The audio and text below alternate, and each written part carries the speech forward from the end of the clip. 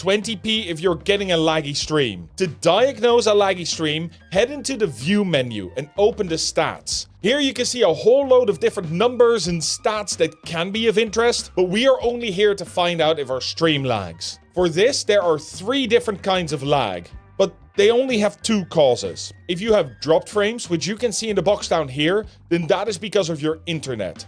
It might be unstable, slow, or you might live on a very remote location. But there is very little you can do about this except making sure that you're on a cable connection or complain to your ISP. The interesting part for us are the missed and skipped frames. These are both caused by your graphics card, but in very different ways. Missed frames are the frames that your graphics card could not render in time. This usually means that your game is asking too much from your PC, and you can choose to lower the quality in the game a little or restrict the frames in the game itself. If this doesn't help, it might also help to close out of other programs that you might be running. Skipped frames are frames that your graphics card skipped because the encoder chip on your graphics card was overloaded. The main reason this happens is because the game is putting too much strain on it, or because you are trying to encode too many frames. By limiting your game from, for example, 144 or 120 frames per second to 60 frames per second, will make the game look no worse to your viewers,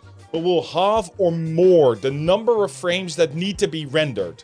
Many games allow you to do this in the game settings, but if they don't and you have an Nvidia card, then there's a workaround that I can show you. Head into your Nvidia control panel and open the program settings. Select the game you are running and scroll down to max frame rate. Here set the max frame rate to 60 FPS, or if you're on a budget to 30 FPS, and you will make your OBS very, very happy. If you are streaming on YouTube, you can stream up to 4K, and that means you don't have to scale your output resolution at all. By scaling it down from 4K or 2K to 1080p, you're reducing the amount of pixels that your PC and OBS have to send to your streaming platform. Which means that not only does it reduce the stress on your PC, it also reduces the stress on your internet connection. What kind of bitrate you can stream to Twitch and YouTube on, we will come back to in a little bit. If you have chosen to rescale your output resolution, then make sure to set the downscale filter to Lanczos, because that will give you the best quality. Now for your FPS. No matter if you are on YouTube or Twitch, neither supports anything above 60 FPS.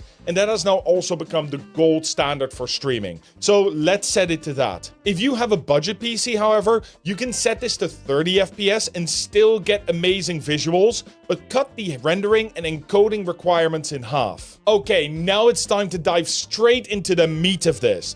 The output tab. In this video, we are focusing on making your stream quality amazing. We're not going to be looking at the recording tab at all.